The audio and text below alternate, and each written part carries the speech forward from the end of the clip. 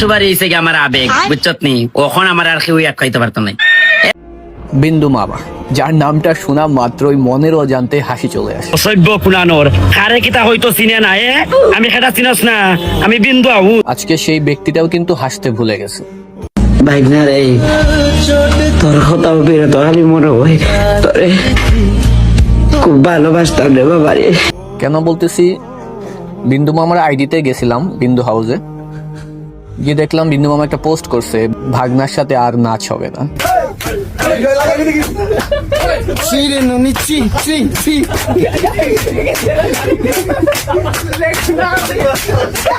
বিন্দু মামা কেন এই কথাটা লিখছে তার কারণ জানতে হলে বিন্দু মামার দ্বীপের কয়টা নাচ আমরা দেখি, চলো।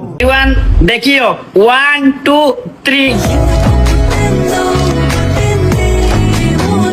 দ্বীপ যদি সব থেকে হাসি খুশি টাইম পার করে সেটা হচ্ছে বিন্দু মামার সাথে।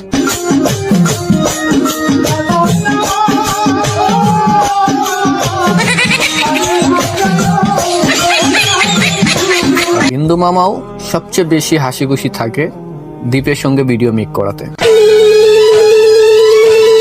মামার দিকে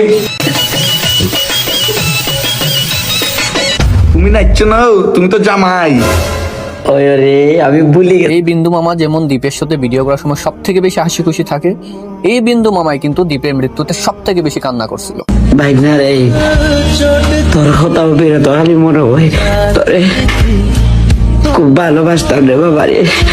भी तो भर आती थी एक छोटी सी